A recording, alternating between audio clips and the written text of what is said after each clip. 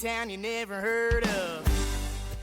Hey everybody, welcome to the Common Folk Podcast with Ben, Morgan, and Andy.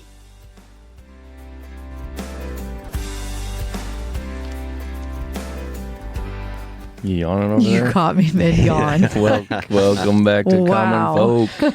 We all have our coffee. It's a little early. Yeah, we're kicking one off early this morning. Eyes are glossy. It's almost like technically holiday weekend. It's Wednesday. Yeah, it's like a Friday. We should literally have like some whiskey in this coffee or something. Oh yeah. Don't we have a speakeasy where you could just open it right now? I think we drank all that bourbon. We did. I got a Ooh. busy day. Keep it away. Okay, because yeah, you'll be down. No, but hey, this speaks to our commitment to the podcast because we all got things going on. Yeah, that's true. I didn't get home till about midnight. What were you doing? You kind of look like it. Yeah, we wrapped up our thanks. Thank you for that.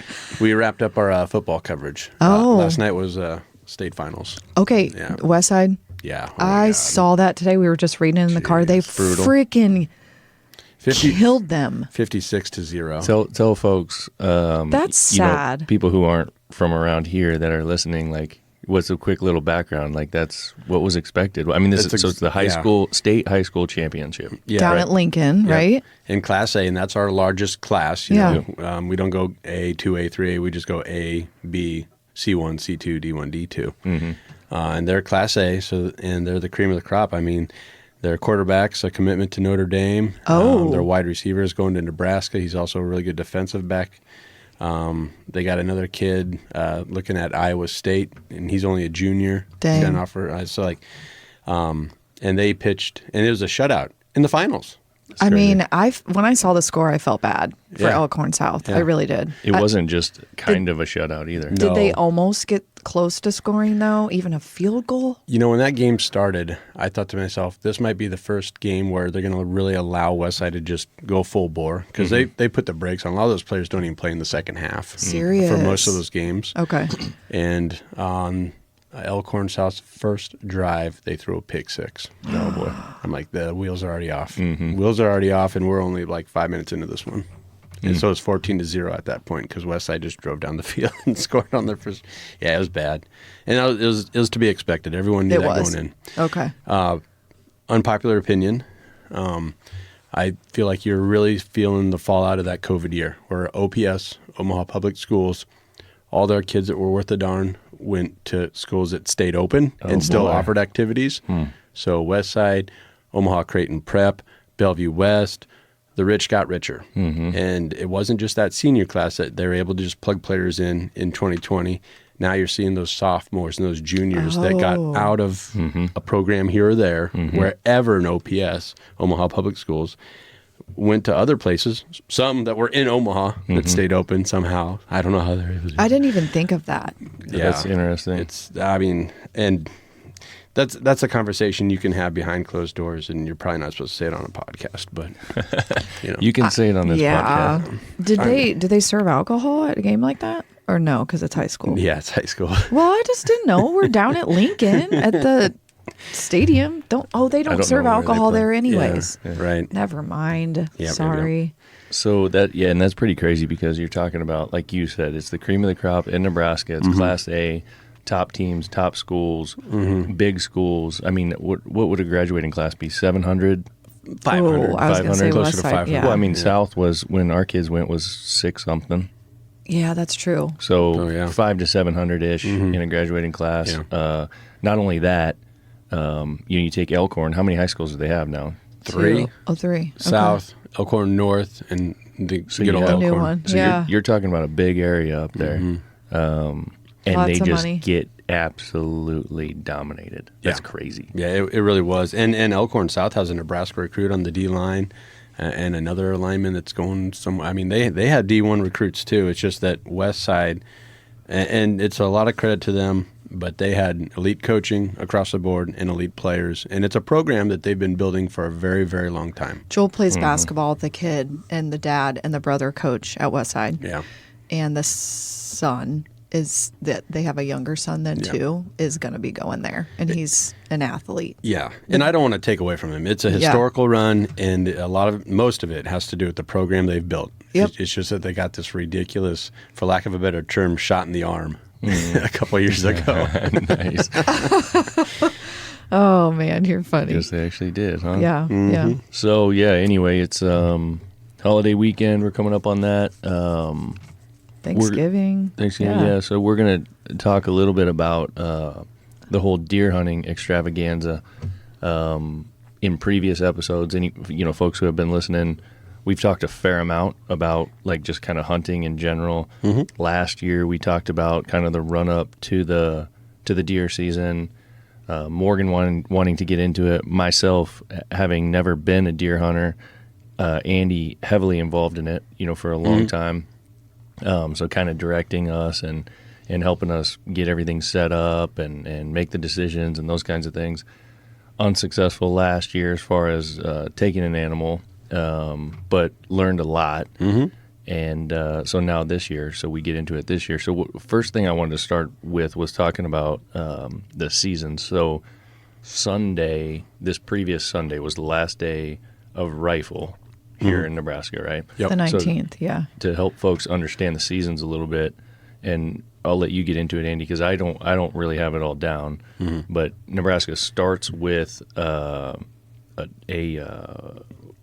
season of archery, and then they kick into rifle, and then so on and so forth. So to begin with, that archery is what, like a month or so? Yeah, early mid-September is when archery starts.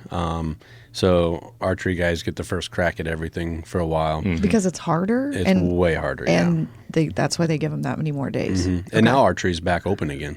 Oh, it is? Yeah, and that's what I wanted you to talk about, was kind of like what happens with each season. Because you have that archery. Yeah. And then obviously you want to give those guys a chance to be out there without people walking around with high-powered rifles. Oh, yeah, duh. Yeah. So, and the archery guys are typically like full camo. Yeah. Yep. So if you're rifle hunting, you usually have some kind of orange or something on. Have to, yes. Right. Wait, So, they don't wear any orange? no, they go full camo. Like it's a true, like, you got to get in the thick of it. I guess unless you're sitting way up in a tree where the animals don't look up. Those guys are all camoed out, too. They still are, but I mean, I'm just saying, like, if you were sitting on the ground against a tree, you want to be all camoed up so the animal doesn't see you in one way or another or whatever. Okay. But the point is that, so they've got that archery season for, what, is it almost a month or so? From mid-September, early September, up to that. And it actually stays open through the Nebraska rifle season, but then they do have to wear orange. They got to wear blaze orange. During rifle. Right, Yeah. which would make sense. So then rifle comes in, it's 2 weeks. 2 weekends and the week in between. Okay. So week and a half. And the kids right. get the first shot too, right? Don't they have like a kids weekend or something first? There's a lot of different units, and I believe they've tried that before with like a youth, unit or season to open up maybe a weekend before. And they do that a lot with like pheasant season and stuff. Oh, they do? And turkey season, but Okay. not so much deer, I don't believe. Okay. So then after this particular rifle window closes, what comes next? Well, those archery guys swing back in. Continues. So they're back up in their tree stands.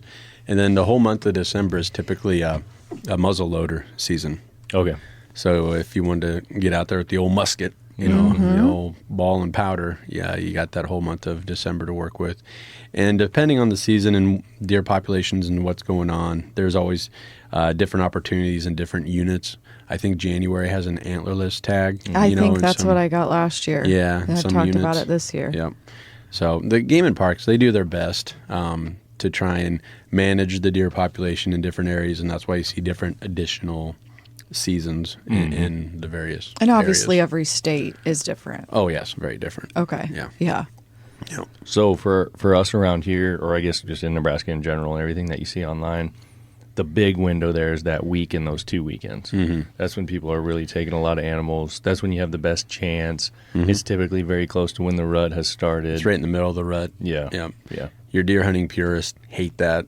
Yeah. Everybody else loves it. Yeah. Yeah. So and I think a lot of animals get harvested in Nebraska in that window. I mean, Yeah.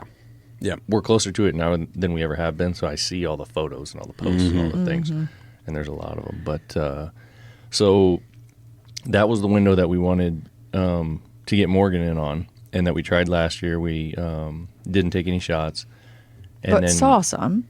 Yep, we did. We saw a couple does. Yeah, there were some opportunities. So what I wanted to do, I'm going to try to go through real quick, like my kind of start to finish on how I saw everything went, and then I want you to give your perspective on how that went. Because it will probably be different, which is funny. Yeah. So obviously we're talking about Morgan deer hunting and getting into that. So here's kind of a quick how I saw it. So you decide for whatever reason that you wanted to go deer hunting. I've never been a deer hunter. We're hanging out with Andy. Andy knows. We've got some friends that know that have done it for a number of years. So we get to talking to a couple of folks. For me, the most exciting part of it is getting a new gun. So I'm like, right, doing the outfitting. Yeah, I'm like, all right, let's go.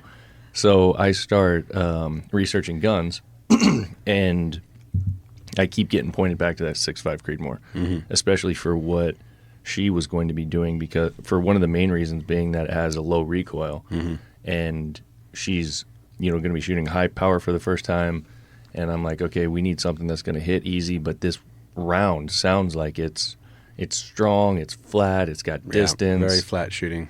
Creedmoor's so hot right now, hot right now. Right. So then I go, okay, all right, that's what we're going to get. So I start hunting for that, find the Ruger American, which is cool. It comes in a whole package with a scope, everything you need other than a sling. So we get that gun, very affordable gun, and then start shooting it and start figuring out how it works. Out of the box, it shoots awesome. There's very few adjustments. We get it dialed in at 100 yards. Morgan's taking a number of shots and getting a feel for it. I quickly find out from some of my friends who are, I guess, I don't know if you'd call them not more purist, but maybe a little more old school. Yeah. Gun enthusiasts. Yeah, they've been around, that it's like the man bun round. I was waiting for for some of this stuff. Yeah. Oh, yeah. So they all start talking mad because shit it's straight out of the gate. new school? Oh, it's just fun talk. It's fancy. It's bougie. Yeah, it's just like guys messing around. So you have these older traditional rounds that these guys have been shooting for so long. The 6.5 is a new spin. So it's like if it's broke, don't fix it. Why do we need something else? Type of thing. So, well, yeah, and it's like fancier, and it doesn't have as much recoil. It's just it's not as masculine. Okay, right, which makes sense with the man bun. Okay. So back in my day, when I was first getting outfitted, and I got my first deer rifle as a young man in high school, in middle school, the hot gun, the Creedmoor then was the 243. Everybody was talking about the 243. You need to get a 243. So versatile. Use it cow hunting, use it deer hunting. Great first gun, right? And it was the same thing, where the good old boys didn't like it. No, and use a 30 cal. You use a 30-30 if you're going to go that way. Get them a 30-30, and it's the same with the 270 versus the 30-06. The 270 was always that's a 30-06 for women. There you go. The old boys said at the coffee shop. And I think that's the case with the 6.5. It's the same kind of idea. Like that's what they try to say. It's like for women and for guys who have man buns. And everybody knows it's a fantastic gun. Shoots a really accurate round. That's just coffee shop talk. Yeah. You got a great rifle. So we shot the thing enough that I really dug it, and I've never had a high power gun. I've got an old 30-30 that my grandfather gave me, but the gun's never been shot. It's a lever action. Yep. Old school. It sits on the rack and looks pretty. So we've never taken it out. So I start looking at some of them for myself, and I liked the 6.5 so much that I went and bought an AR-10 in 6.5.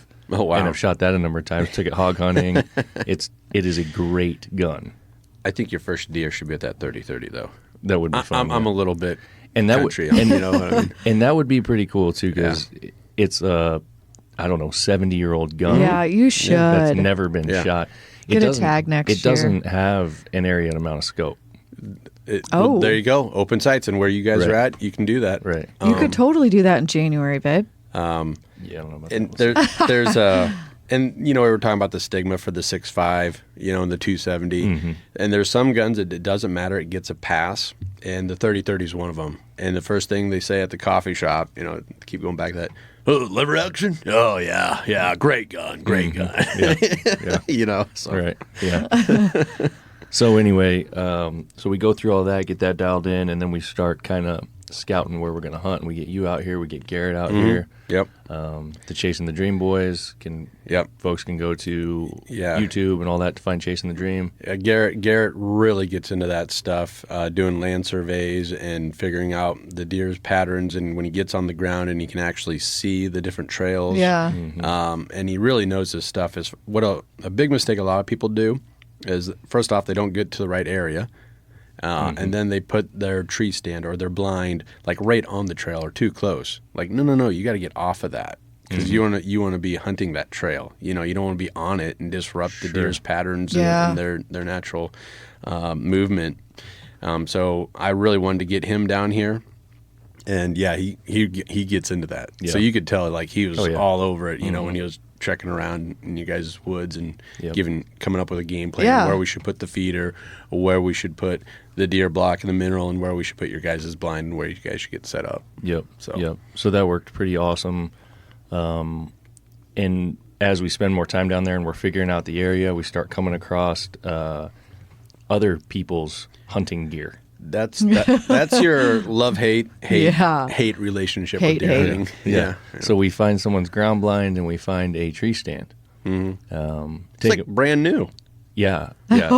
So we take them down and pull out your knife from your pocket and cut it down. Like there was no, I'm going to be nice and unhook this. Well, we tried, but it was tied super tight. Oh, you did leave a note. That's what I was about to say next. Yeah, so left a note for them with my phone number in case they wanted it back. Never got a phone call.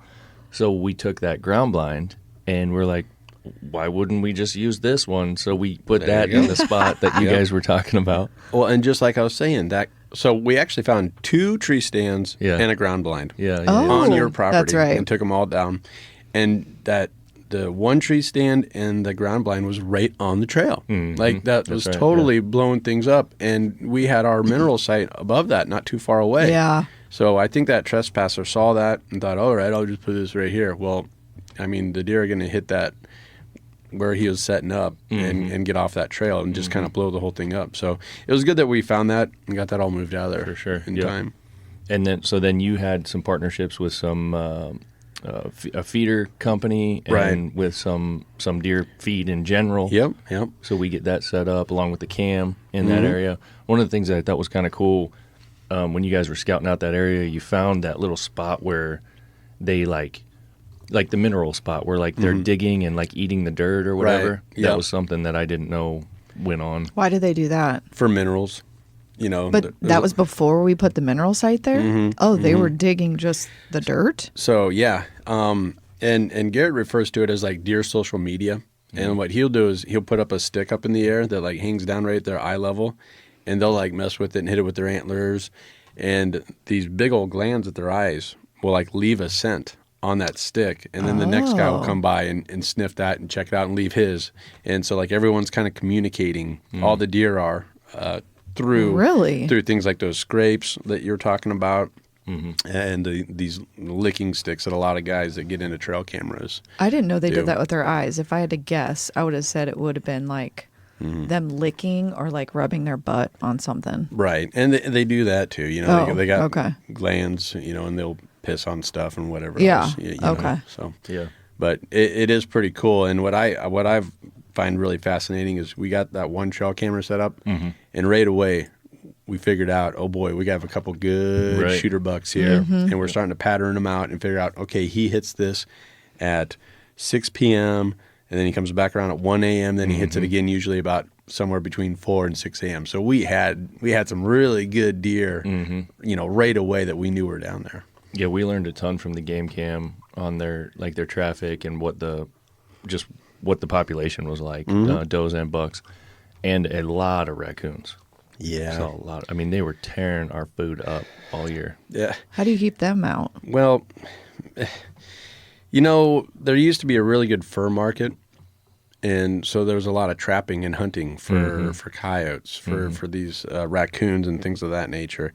And even when I was in high school, that market started to go away. PETA, animal rights, all this stuff. Okay. And now that we're in this tiff again with Russia, that was a big buyer. So that's been shut down. And also, Garrett was just telling me about this. We were on board, or we had some representative over at China talking about this fake fur that they're making and how great it is. And now we're importing a lot of fake fur from China. Nice. So that's just wonderful, isn't it? Oh. Yeah. But now, like what you're saying, raccoons and things that don't really have a natural predator and have things set up to where, oh, here's a deer feeder. Yeah. Great. Yeah. Yeah. It's kind of out of whack. Yeah. Or we used to be motivated to help keep that population down. When a raccoon fur was worth $40 a pop, I mean, yeah, I'm going to set out some traps, right? Yeah. And try and collect 3 or 4 a night. So Yeah, right. it's not the case Not anymore. seeing it as much anymore. Yeah. So anyway, that's all set up, and we're getting a lay of the land, and then I guess you just fast forward to hunting season. That small window last year. We take everything down as far as the feeder and that. What do you got? I'll add one more thing there. Yes, we set up that feeder, and that was fun. And figured out where we wanted that. We put you guys up on a shelf. And in order for that Andy to cut down a happen, bunch of trees. Yeah, and I was a Right, little worried about that because I took down some big trees to open up a shooting lane for No, you we guys. needed it. Like, I feel like I could use some more. It's not my forest to go and cut down. You know what I mean? And there's only one like real big one. But I wanted to mention that because it's very important, especially when you're hunting in a wooded area like that you have a clear shot. You can't be shooting through twigs, things like that, because it really impacts your bullet and sends it off course, starts it to defrag. One of our first seasons of Chasing the Dream, I took like a 270-yard shot at a really good-looking buck that Garrett had scouted out and all this stuff. And it was with the 243, and I took this shot, so a little far, kind of stretching it out for a 20 cal. But it looked like I put it right on him, and it looked like it hit him right where he wanted to in the breadbasket there, and he kind of did that, and then he kind of limped back into the woods, and Garrett started celebrating. He's like, "Oh, you pile drive, you nailed him, good job!" And then we went to go get him, and he got up and just ran, and he bolted this big old buck, and we went and watched the tape, and about 20 yards in front of him was an old dead cedar tree. And that bullet, you could see it hit the top of that little cedar tree. And then you also saw it looked like a shotgun hit him because that bullet had already started to fragment. And so he just got peppered on his side. And I mean, if we wouldn't have been filming with the high def camera and all this other fun stuff, You wouldn't have seen that. we wouldn't have saw that. But it was very clear that it clipped that little dead cedar tree, the top of it, and just destroyed that bullet enough to where, So I really wanted to get you a wide open shooting lane, down to what we were trying to accomplish, and it sounds like it might have worked out for you. I think it worked out perfect. Yeah. And that's a good lesson, and things to think about. Yeah. And we'll talk about why it worked out so well. But so then we go hunting. We spent a lot of time. We missed opening day last year. Yeah. I think there was I think there were sports or something like that. Yeah. Which proved to be a mistake because there's a lot going on opening day. Yeah. But even when we came out, I think it was the next day, we could hear a lot of shooting in the distance. I mean, we were seeing some animals on the hill. Had an opportunity to shoot a pretty good looking buck that I screwed up with. We weren't prepared with binoculars and things like that. I'm using her scope as looking at something, and we missed this deer, and he walks out and blah blah blah. And I couldn't get him in my sights. You got to go through that experience. You got to blow it the first couple of times in order to really understand how you need to be ready. Yeah, you know what I mean. Right. Yeah, that's so true. And then spend a number of more days. You had a few days down there by yourself. Yep. And just ended up empty-handed last season. And it was cold. It was very cold. Yeah. So. We kind of took everything that we learned, put everything away. Come spring, got the feeder back up. So we're into this year now, getting everything going again. Game cam, we can tell that the population's changed a little bit. We're not seeing the same animals that we were seeing last year, right? As far as all the same ones. So, like in my head, that means someone else got them, probably. or they just moved on. Because how many acres, like technically, we're are out here that we could? What we're on that we can hunt is about 40 to 50. Okay. And but then 90% of it is woods. Yeah.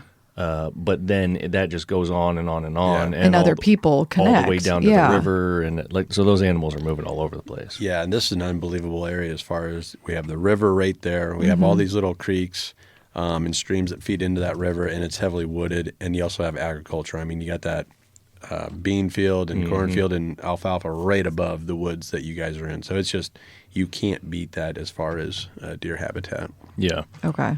So anyway, we start getting our eyes on ones that we think, might be worth it. And then, get everything ready again. And we end up getting the opportunity to get down there opening day. We had to kind of force it because it was another weekend of basketball tournament and a ton of stuff going on. And then have a great morning, only, hour and a half, 2 hours in, see an animal, get an opportunity to take a shot. And had some success. So that was kind of how I saw the whole thing play out from beginning to end. So there's probably a lot of things I covered that you saw the same way, but I'd like you to kind of start from the beginning and kind of put your take on how that went, and then go through the actual event, the finishing there. Yeah, That's funny. And I want to take I'm going to start with the 40,000 foot, kind of question for you, Morgan. Where did that interest even come from? I don't know. I actually keep thinking about that. Oh, I really don't know. It just seems so interesting. Maybe it's just because I've seen other people do it, or to me, I really enjoy shooting like clays or whatever. I'm not great at it. Yeah. I think that's hard for me because it's moving so quick and it's a smaller target. And Right. Ben's always done birds, and I'm like, oh, that seems so hard. Where like a deer is bigger, and again, not knowing that you should actually hit a deer in a certain spot seemed like a bigger target. I don't know. They're moving slower. I honestly don't know. But the interest grew, and I just was like, I really want to do this out here. Yeah. So You have the opportunity. You got all the important things. You got all those boxes checked. So Yeah, you just want to take the next step. So, I mean, I really think, when I said it, like you said, you were super pumped to get a gun. I don't have any clue. I had no clue. He did the research. I didn't even really know it was a bougie gun, which is great. That's fun. Man bun. I'm a girl. I'm going to take it. It's great. The amount of shit that I've received. Not to spend a bunch more time on that gun, but I'm behind it. I think it's awesome. There's some pretty funny memes out there if you're an outdoor guy on Facebook or whatever. Well, I really like the gun. It was great. I feel like when we first got it, it was a little scary for me. I still am not, you guys, I just don't have the lingo down, so I sound still very new to this. Even saying bullets, shells, rifle, gun, like all of the terms I'm still just not great at. But you respect the sport, you respect the animal, and you got a great support system around you to where I feel you're so much further ahead than most hunters when they start out. Okay, really? And on top of that, I think you realize that, so you appreciate that. Yeah, I really do. And that's another thing that might be lacking with some good old boys here and there. You know what I mean? So, I also think that that's a great time to point out, to folks who are listening to this who have never hunted, don't own a gun, maybe have their grandpa's gun in the closet that they've never shot, or their dad's or whatever, and they're thinking about it and they want to know. Like, that's a great example. Like, yes, you have been part of a family that's had guns, but you've never, like, you've shot, clays and stuff like that, but you've never been hunting. Your family didn't hunt. Yeah. You had little to no experience in those kinds of things. So the point is that for anybody that's interested in it, you can totally do it. yeah. reach out to us on Chasing Right. the Dream. Right. Garrett loves having those conversations. I'll get in there too. And a lot of times when we'll do a post, it does turn into a big old message board below it, and it's great. Those comments, asking questions. Everybody's on the same team. We all kind of want the same thing. Want to help everybody. And you don't have to be like an absolute expert, like you're saying. Like, you don't have to know all the terms and have all this memorized and have it all. God, how many times have I said, "What is my gun"? Yeah, I mean, it's. Can you tell me the name again? Creedmoor. Creedmoor. I If mean, you just say Creedmoor, that'll get everyone to roll their eyes and go, oh, all right. Yeah. Right. So, it can be done is the Yes, point. exactly. So folks should do it. And as Andy said, send a message, Chasing to the Dream. Send a message to us. If you have any questions, we'd be happy to help and get into it. But No, and I feel like now, once I've kind of reflected on all of this, I am just very thankful for you guys' lead, because I didn't put up the deer feeder. You know what I mean? All these things you guys helped me do to want to do what I want to do, which I should have, like, looking back at it, should have taken more of the lead role. I guess that's kind of my personality, which may be a weird thing. Not that I always say I'm a good follower. That sounds really bad, but like, No, it doesn't. I enjoy someone taking the lead and then me helping. Yeah. And so I guess maybe looking back, I should have probably filled it more, or I should have taken the side by side. That's a 50-pound bag. Screw that. You got Ben, you got your son. They should do that stuff. Okay. I mean, I guess I just feel like sometimes I probably could have done more. Like, we could have helped cut more of those trees down.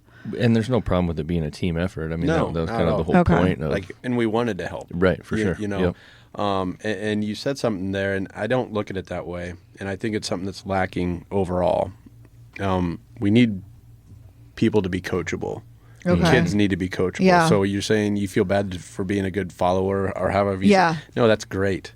That's great. We need more people that are willing to just kind of step back, swallow their pride, whatever. Yeah. And listen to somebody that knows what the hell they're doing. I definitely am coachable, for sure. I don't know everything about this hunting game, so I listen to Garrett on just about everything. Okay. He's, but he's to my me, go-to. you guys, you're definitely our go-to. Ben obviously knows guns. You're going to know about this even though you've never deer hunted. So just for you then to, that was funny that day when we found the blind and took the deer stand down, and that Garrett came and, found the spot. So really we were up, how far high, like on the cliff, or what did we say, hill, was the blind?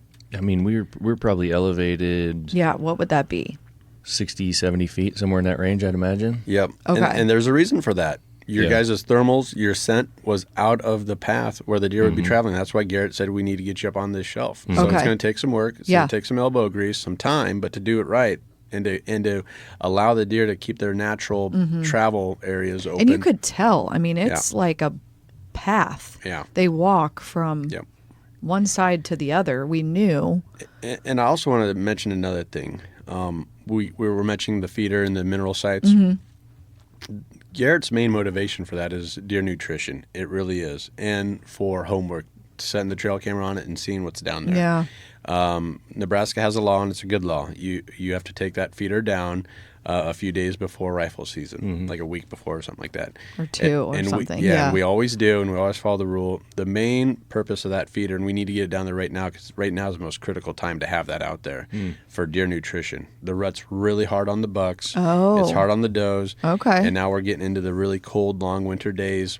So it's a nutritional thing, and it really is. First and foremost, when Garrett's putting out feeders, it's for research and the nutrition of the deer. Yeah. And it even drives me nuts how expensive this deer feed is, but it is good stuff, and I can't take that from them. Yeah. So.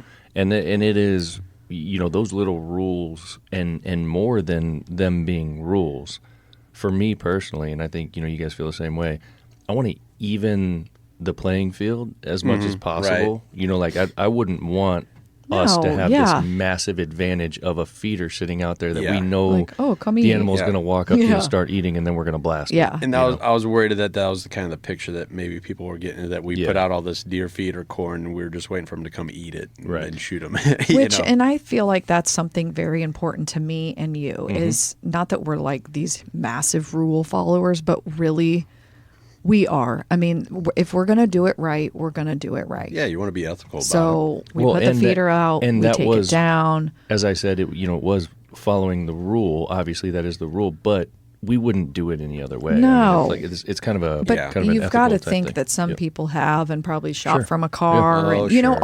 all the things, which seems so unethical. But so to me, if we're going to do it right, we're going to do it right. And so that also then goes back to me, you know, practicing again. Looking back, could I have done more? Yes, absolutely. Many times. I think I was so frustrated that I had to walk away and from the gun and literally was just pissed. I think we like yelled at each other once, or I was mad. and After the went- first season? No, it was like we were at our friends. Well, just like there would be practicing. random times when we would be shooting and she'd, you know, have trouble with the gun, like couldn't I get her couldn't- sight picture in the, you know, in the scope, or Okay.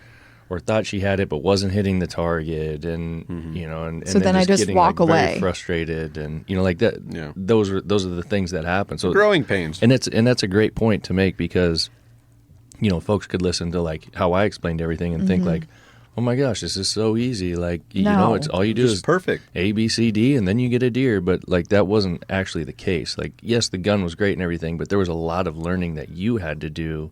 Yeah, because I used felt to that like thing. when you have a scope on a gun, just a perspective of someone that's never, like, it would be that easy to find it. But you really have to put your head in the right place to get a Yeah. clear sight. And that still, it makes sense to me, but it's kind of annoying.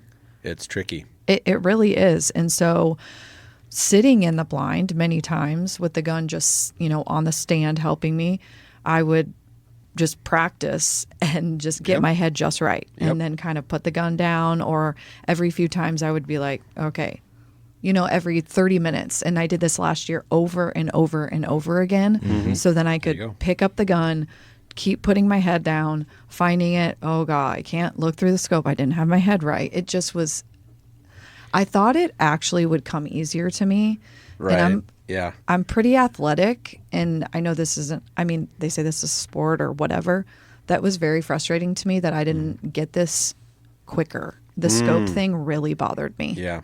And so I don't know. I don't know what you do with that, but I just kept practicing. Just practice, yeah. And this was basically a 2.5 or longer process for you, Yeah. you know, from start to finish. Yeah. And that's another point that we should go back That's to. true. It didn't just happen overnight. No, You know, no. every little thing I felt like went down the right way. And, Right. And you had to go through those frustrations too. But those Yeah. frustrations, they make it so much sweeter at the Right. end. Yeah. sure. So last year was comical because, like you said, we were in the Not at the time. Not at the time. The first Right. day, Yeah. you know, we're out there early. It's freezing compared to then this year. I mean, all the leaves are down, no snow, but I mean, there's tons of, you could see, you know. But what we realized quick was squirrels are freaking loud as hell. Oh my God. Yeah, And that's for true. some reason, deer like walk on clouds. Yeah. You can't hear them. They're like a ghost. And It's it's the weirdest amazing. thing ever. It's amazing how their coats change with the seasons. And in our area, they just blend right into the hillside. The dead grass is the exact same color as Yeah. the coat. It's just, we were even watching this buck last weekend, and he like stepped out of the woods and then it was broadside in the grass, and it was hard to see him. Oh, Like, geez. And we were on him. Yeah. Yeah. So there was, was it or not opening day? The second day was when we saw a doe come in. I mean, I had her in my sights for a long time. And then the second one, I was like, I could take this one out. But you're like, well, you know, the buck's going to be around close. And we waited for a while. So then again, like Ben said, we didn't have binoculars. So he just took my gun and used the scope as a binocular. Well, I had seen something up on the hill, and I knew that we weren't going to shoot at it because it was like you were talking about with the trees. It was up in the trees. Yeah. But, you know, you're sitting there for hours and hours, and you're kind of looking for stuff to do. And I'm Yeah. like, let me just have the gun. Let me take a look at this animal up here. Like, we're not going to shoot And it. it's starting to like get dark. But, yeah. And we couldn't see, and you can shoot 30 minutes after. And then the next thing you know, Ben's like, or I think I said, oh my God, it's like right where you the s- feeder is. You like, said something was. about, you go, oh, there's a deer like down on the trail. Like Yeah, it was where like the where trail, the post was. where the trail would walk by where the feeder had been. And I'm like, but you said something about like, oh, there's a deer down there. And I'm like, yeah, I know. I'm looking at it. Like, I'm trying to see what it's doing, whatever. And you're like, okay. And you like really didn't say anything. And then you're like, well, no, it's down there. And so I put the gun down and I look down there and it's this big old buck walking out of the picture. And I'm like, it's a, why did you not tell? What are we doing here? Yeah. Why didn't you say something? Yeah. I did. Like, Right. Yeah. Yeah. I just was pretty casual about I hand it. the gun over to her, and he's just, slowly walking that path. That path that you guys had originally recognized. Mm-hmm.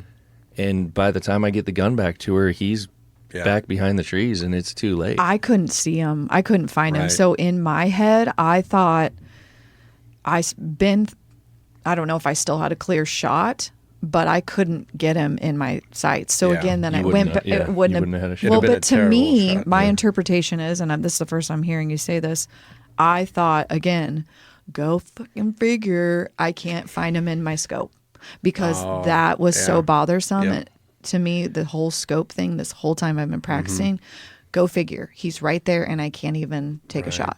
So anyways, that was last year. Very frustrating. I was like hell bent that I'm going to see him again and sat for days after that. Yeah. I didn't see a thing. So that was last year, and then this year I was frustrated with practicing, kept practicing, and then kind of was late getting my permit. I'm not sure why. Just I kind of thought, oh gosh, well, what if they sell out? Is that a thing? Can they do that? It is a thing, and some units do sell out. And Nebraska Game and Parks redid their website on a lot of different fronts. So like a lot of our information, we had to reload it in there. It just had to do it, Okay. for our landowner permits. Yeah. So and you kind of ran into that too, I think. Yeah. So anyways, this year, I don't know, got the permit, and then, it was the day, and I thought, oh God, of course he has basketball again, but I'm sorry, I'm going. Yeah. Yep. So in my head, I thought got into the blind late.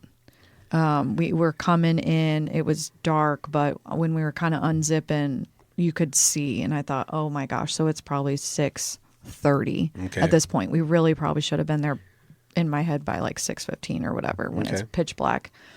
Just sitting there. It's warm though. The trees Also, are all still covered. We had done a little better job this year too. Again, learning of like prepping that site. Yeah. Like as an example, Oh, yeah. last year we set up that ground blind and didn't do anything. We just set up, staked it down. And I was talking to a couple of my buddies and I was showing them some pictures and they're like, oh, rookie mistake number 1, you didn't get the leaves out. It and was so like, Oh yeah. when all we're last moving year. around in the blind, Yeah. all that. So we had done a better job of having that cleaned up, Yes. prepped, so it was quieter, kind of cleaned up the walkway to the blind, so we didn't make a much. Yeah, did Yes. I even, because I was cutting a lot of stuff out, and I thought I cut a few out to leave you guys a trail so you're not running into stuff, just getting to the blind. But Yeah. So again, that was better from That's the start true. this year. Yeah. So and cleaning all that up and whatever, had chairs in there and stand and all the stuff. So just the kind of going into it, I thought it's pretty warm. Not warm, but Oh, it was I mean, warm. it was Yeah. 45. Yeah, it was warm. All the trees still had leaves. So in my head, I'm thinking, how the heck Yeah. am I going to see something if it's not on this trail? And how wide do you think that trail is? It's a deer highway. That's a great trail. But I mean, it's not super skinny, but it's not. I mean, you can put a couple cars down there, or a car. You know what I mean, lengthwise. So if they're not going to be down there, then there's no way I'm going to see them on the hills above because they're going to be camouflaged. And it's, I don't know. I remember looking at my watch and it's 7:30. And okay, we've been here an hour, whatever. And then the next thing you know, Ben's like leaning back in his chair with his eyes closed. I'm like, you're supposed to be helping me scout. Well, I'm just, sitting here. I was starting to get cold. I'm Yeah. like, I'm feeling a little tired. And he's Need like, some- we should have brought the heater. I'm need like, some it's breakfast." not that cold. We're in our bibs, whatever. And then for some reason, I'm looking to the right side and I'm like, there's a deer. And he like kind of boings up out of the chair and I'm getting my gun up and he's like, that's a buck. And I just said, and I think that must be my thing because I said that last year. I don't know if I don't see I didn't see the antlers. I didn't know. I just knew it was a moving deer. Right. I didn't know if it was a doe, buck, whatever. And I kind of was prepared to maybe take a doe, but at the same time, I in my head, I didn't know if I actually would, because, you know, you want a buck. Right. And it starts walking in just real slow, right on the trail, exactly where we wanted it. And I instantly put the gun up and just look down my scope. And I'm like, I can't find him. And then I was like, Morgan, you've done this enough. Take your head off, point the gun at the animal, you know, like, then put your head in the scope. Don't just go straight to the scope. And instantly he's in there. And in my mind, then Ben makes some noise, like, or whatever. Yeah. And he just freezes perfect and just looks up at us. And I think you said take the shot, and I had it right. I had looked at a million pictures online too, where to hit a deer. Right. And that's where I lined it up, and I just took the shot. And then he's gone and starts running. In my mind, I'm like, oh my God, oh my God. I just keep saying, oh my God. And he just runs. I'm like, did I get him? Did I get him? What do I do? What do I do? Oh my, you know, And I'm this just idiot like, doesn't have any answers for you. no, he's following the deer, and he's like, it's running, you know, and spots it. And I just kind of am shaking, and I knew I didn't want to put my gun down, but I'm like, I couldn't get the safety on. And then he's like, the safety's not going to go on because you don't have A new round in. Yeah, a new round in there. And so he's like, just put it down. And I think I just keep saying, oh my gosh, did I get him? Because I thought then he took off. In my head, I thought, no effing way. I nailed that sucker. Why did he, in my brain, I thought he would collapse. Right. Never did I think he would run. And so what do you think? He ran 40 yards? Probably something like that. And you said kind of went up on a little bit of the hill and then just kind of collapsed. Yeah. And then I was in a panic to go down there.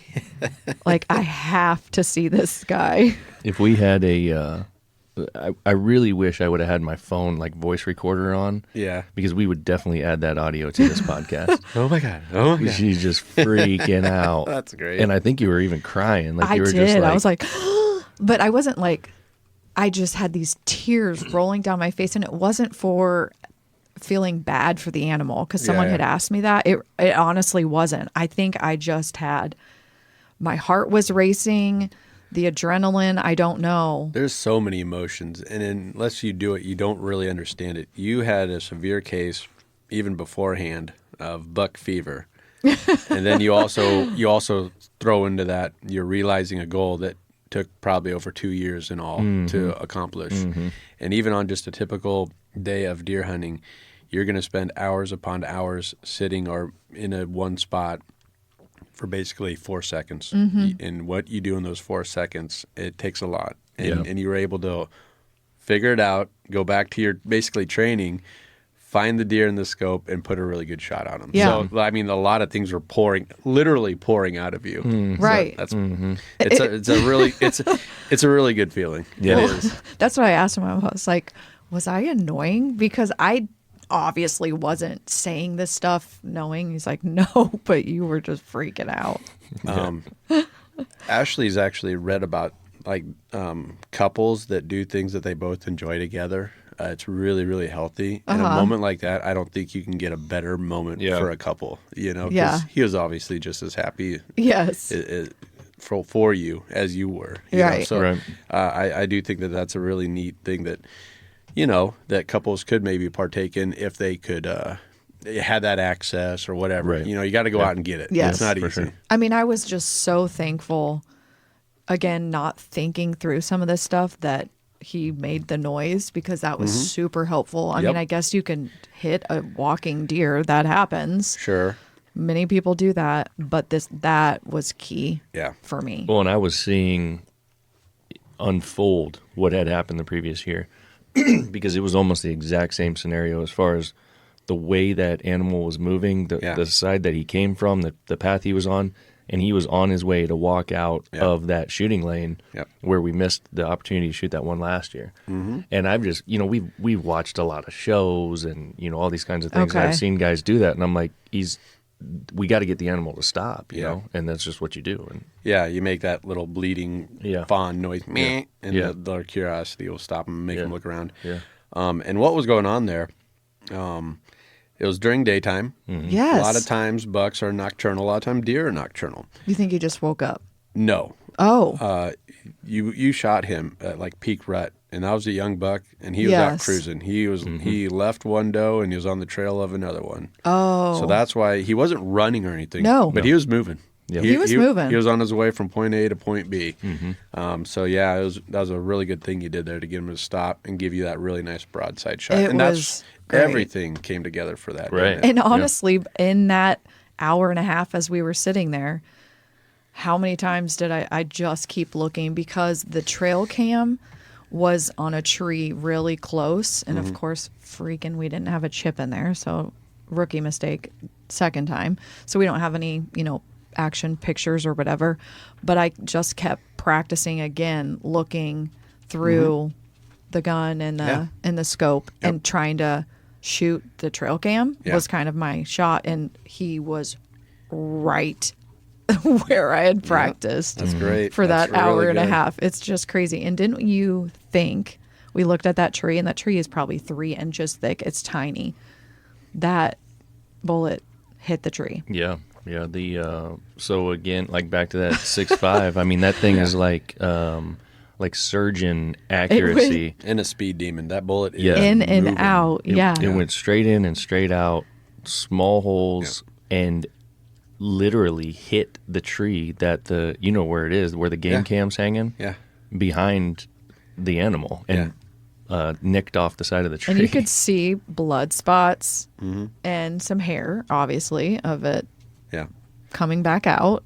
So if you guys go out with your 30-30 and that same thing unfolds, that's where that 30 cal will start to mushroom on impact, and it will just blow it over. It'll fall over right there, I'm betting, if you put that type of Really? shot on 'em. Yeah. Okay. But that 20 cal is just so fast, and it's a smaller, it's a smaller slug, smaller bullet that just zipped right through them. So it's just a different round, different thing, both very effective. But I hit him in the right spot, right? Yeah, like the right shot- in the heart. Oh, you did great. The shot placement, I think, was perfect, basically. I mean, it was in and out, no bone, didn't get into the shoulders. And so then we went down, obviously, and found the animal. He was right there.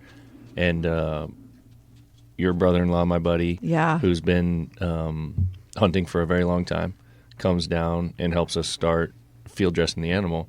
And then we could get in and kind of see exactly what the shot did and where, that where was it cool hit. to me. And I guess I thought, I've said this before to other people, I thought it would just smell horrible, like rancid. But you had said, it kind of just smells like petting zoo. And it really kind of did, just for a little bit. It wasn't bad. It's that real musty smell. Yes. Those glands down on his two back legs are, God, they're just Yeah. so... Yeah, that Oh, during is that the where rut, they man. are? Okay. Yeah, that's that musty smell. Yeah, you so get. really field dressing it, that was interesting. I obviously have never done that. Super bloody everywhere, like all up in its stomach and cutting everything out and ripping. And I almost fell backwards because I'm like pulling so hard. I mean, this guy was like attached. Got the loins out. So they and- made you go. Yeah, I did That's it great. all. Yep, that's good. Well, I mean, Good. Ben did the immediate butthole plug cutting and then down the stomach. And then after that, I did it up and reached up and cut that esophagus. And I mean, that was all. Something I forgot to mention to you, Ben, and maybe we should do it when we finish this podcast out. But when we were starting out, the elders always had a bottle of something. A lot of times it was just a terrible thing of like Mad Dog 2020. And if you got your first deer, rather than like take a bite of the heart or something stupid like that, you had to take a big old swig of Mad Dog. Yeah. Or I know. whatever. We do a talked battle about cry. something, So, but that maybe probably would that's be what we'll better. make her do that here. So Yep. That would be better than I afterwards when I'm covered. I thought, oh my god! I think I said, do I have to like put lines under my eyes? Didn't First do blood. it. Didn't do it or anything. But Yeah. So I don't know. How much do you think that deer weighed? I mean, we wouldn't Oh, it's a know. good sized deer. I think by the time mean- we gutted it, like hanging it was probably 150 pounds, somewhere in that range. You think? Because Matt and I picked it up, and it took both of us Yeah. To a good put it- effort to get it up. So I'd say it was at least that. And the rack was what? What do you call that? See, I still don't know. Is that a 4x4? 4x4? Yeah. Yep. Yep. Yep. Okay. Yep. Almost a 2-year-old animal, according to Game and Park. So Yep. we took it in, checked it in, had them tag it, all that. Colin, that was probably almost 9 to 10 o'clock, and they said they had already had 16 come in. Sure. Yeah. So, I yeah, mean, down at that's- that place. Yeah. Then we hung it in the garage, let it sit for a day. We probably would have let it sit longer. We don't really have experience with that, but based on what I've heard from folks and what you guys have done, but it just wasn't cold enough. Right. It was like We did 55, we 60. did, and then we did have a cold night, but then that next day it was supposed to be like 65 Yeah. or 70. Yeah, that's not good. So then we called you, and you rounded up Ashley and the kids, and we said, "Hey, man, you guys got time tomorrow?" And then you came out, and we Oh my spent gosh, so helpful. 3-4 hours, whatever it was. Yep. You know, peeling all the meat off in the different sections and Yeah. vacuum sealing stuff and getting things ready to take home and do finer cuts and those kinds of Yeah. things. That worked out awesome. And Ashley really gets into that and kind of enjoys it. Yeah. I do too. It's I kind of actually liked it too. yeah, it's a deal where you can kind of take a load off and just kind of enjoy everybody's Yeah. company and you're Drink, all- just hang Yeah, out. yeah. It's like a social thing, but And you can see that your freezer's getting filled up Yeah. with every cut with Yeah. just premium meat. You Yep. know what I mean? So, Absolutely. but pretty most cool. do you think most people just take their deer in and pay for someone to do it? I think so. I think definitely a lot of them do, but Because really it's easier. there's also a shortage of capacity at those places. Like Yeah. you hear about it every year Yeah. that those places get full so quick. And how do you know it's your deer? It depends on the processor. Like some of them do particularly keep them separate, and some of them just kind of everything kind of goes in the same place. Right. And you're going to pay it for more, you know, Yeah. but Oh. there's a lot of processors up there around our area.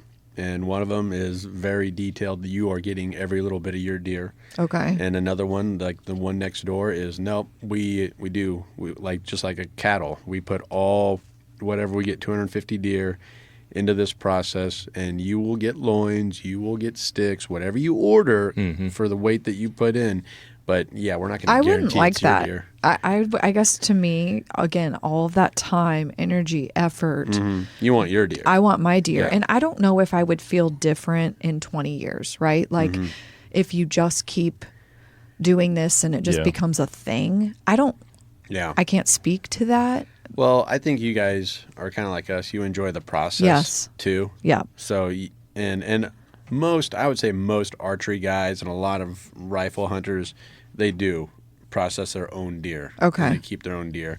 But you know, there's a healthy number of other hunters that do just take it into the, and it's not wrong. It's not bad. Well, and honestly, we have a decent amount of probably money invested in like the machine to shrink wrap, knives, containers. You know what I Yeah. mean? You guys brought Yeah. some stuff to help. Like it's not cheap probably to do it yourself. We didn't have the thing to help hang yeah. the deer. We borrowed somebody's. I mean, all these. you know, we have a friend like that tries to measure things up. Ugh, I hate that. And well, is it really worth it? Can't I just go buy 3 pounds of burger at Hy-Vee or the grocery? Yeah, you can. And especially like on a Canadian fishing trip where he's thinking, well, you know, a fillet cost. I'm like, get away from that. Yeah. You know, Right. get away from trying to. You're never going to justify the cost. But the experiences is where it's at, and that's what we've been talking about here. You know, and every little bit of it gives you something. Yes. You know, even just having us out there, you know, we enjoyed that. Yeah, You know? Oh. yeah, absolutely. And I mean, Ben, you were really interested in the different cuts of meat and how they were coming off, you know, Yep. and what you're going to do with it. You know, So good. We've So- already we've done what? A couple things. So we did we kind of separated the rear sections, I guess you would call rump. it. Yeah. Rump. And got into the different cuts of roasts and took the majority of the round and brought it home, sliced it on the meat slicer thin, and then marinated it in jerky marinade for 24 hours, and then dehydrated it. Made some awesome jerky. Oh man. So that was cool. Yeah. That was straight out of the gate, easy, Yeah. day one. Yep. And then when we went home, we did a lot more fine cutting and kind of packaged everything, got everything ready for what will be the ground when we get around to that. The different steaks, the back straps, obviously are the big piece that everyone kind of wants to get into. Yep. Turn those into steaks, Oh bacon my wrapped God. them, Yeah. vacuum sealed them, have those ready. And then I think the next day we cooked one of the tenderloins, and had that. That was awesome. Do that on That like a was stir fry, so like on a. We did it in a Dutch oven. Okay. So Good. tossed in the Dutch oven, seared it, browned it all up, Yep. put a little bit of broth in there and some vegetables, and then let that thing bake for a little bit, and then man, it was done and it was awesome. Yeah, it's really good. I mean, It's the really good flavor meat. was killer. Yeah. It was Yeah, and texture just- was awesome. Just this morning, you put another rump. Yeah, we in know it's the- like it's kind of chilly out. We're the freezer's full, and we're like, man, so let's throw a roast in. So that what Ashley always called that football roast. Yeah. Yep. Yep. So grabbed that, tossed that in the slow cooker this morning with that Mississippi style. With the ranch the and butter and the peppers and the ranch and all that stuff. So that's gonna be running all day. I'll get home this afternoon. It's gonna smell awesome. Yeah, your whole house is going to smell awesome. Yeah. It's pretty good to come home to that. Yeah. So it's Yeah. cool to just put it to work, and then the plans that we have for all the rest of the cuts, and to try this and try that and see how it works and figure out what we'd want to do with it next year if we get one. And you get to keep like reliving, and it all just kind of comes It together. is. You It's know what like I mean? just makes me smile just Yeah. thinking about Yep. it. In the times of frustration, this is what then you get by pushing through. Yeah. And it's kind of cool. We always have a rush like right before deer season. Oh my God, we still got some deer left over. Let's hurry up and eat that. So that's like the best 2 weeks ever. 'Cause you're just eating deer. Yeah, we're eating what's left of the previous year's Yeah. deer. Yeah. So yeah, it's all really fun. It's Yeah, good no, stuff. so this is fun. I mean, I really, really appreciate your help. For sure. And My Andy, help, Andy's help, your yeah, help. your I mean, it's Matt, all the folks that have been So involved. many people, Yeah. but you've done so much work Yeah. to help us get to this point. And into a bigger picture, the outdoors had just been really falling off for the last couple of decades. And you could see why access, competitiveness, and also just other things to entertain people. Video games, more sports teams, Yeah. whatever. Everything is just so fast paced, and there's just a lot of different AAU leagues, youth leagues, just gobbling up your time, your efforts, and you don't have time. You don't have time to go out and enjoy the outdoors anymore. And if there was a good thing that did happen from the people had to entertain themselves during the lockdowns and things like Yes. that. And so like the fishing industry just enjoyed a tremendous boom, as did the outdoor industry. And now it's starting to taper back off again. And I hate to see that. Like a lot of people are like, oh, get these darn hunters out of here. It's like, no, if you want this tradition, this heritage to continue, you need to find people like Morgan that have maybe a little interest and cultivate that. yes. Help that grow. And I think you're hooked for life now. Yeah, I mean, I can't wait. I'm like, ooh, I'm going to get a doe in January. That's great. That is fantastic. And that's what we need. We need more of that. yeah. Yeah. Yep.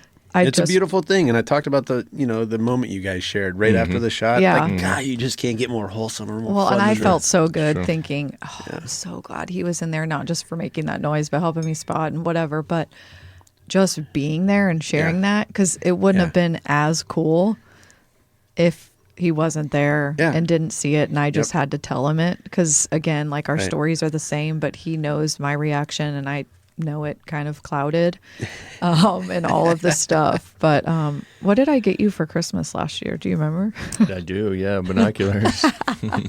That's great. So, yes, good so it gift. was- Good gift. There we go. Yeah. So he- this time when we were in the blind, I was able to have my own optics.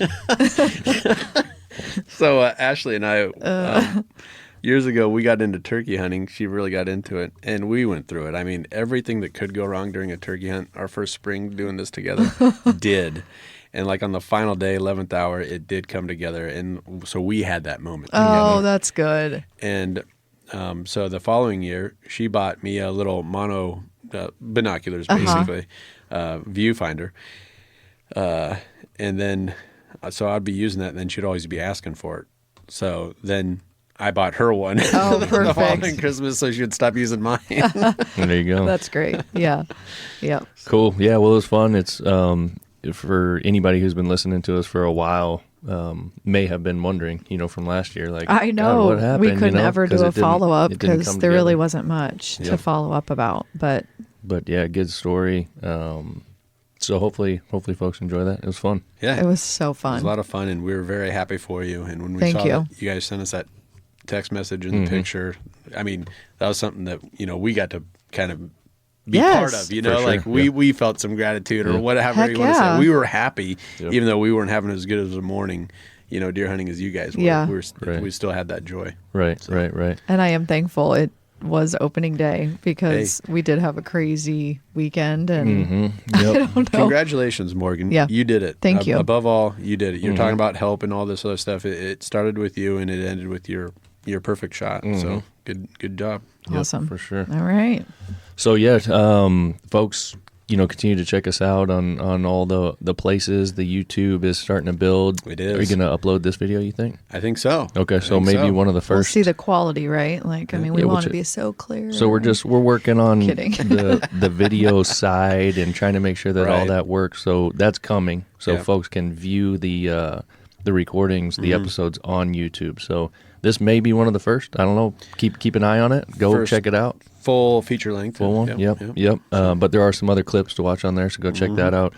Get on the iTunes, do the reviews, do the 5 stars. Same with the Spotify. Let us know. Shoot me an email, ben@farmfocused, FOCUSED.com. You'll get free shirt, free hat, whatever you want. There we go. We shipped a couple this week, so it's the real deal. We're not you lying. have camo on. So do you. Yeah. I mean, I guess I have stock and rod, and we didn't even know. Like, you didn't even think about it. Pretty much what we Or did. I maybe you guess. did. It's that Because you knew we were talking about hunting. you were making fun of me a while ago when it got to November and I just showed up with a camo shirt. You're like, does that just naturally happen? Yes, Or- yeah. I think it does. Like Okay. it's just a natural rotation of my closet. of your gear. Yeah. Pretty much. Awesome. All right. Well, Cool. holidays. Yeah. Have a great All right. Thanksgiving, too. Yep. So. Yeah. Anything Happy else? Thanksgiving. You guys good? I'm Nope. good. All right. All right. We'll close it Peace. out. Later. See ya.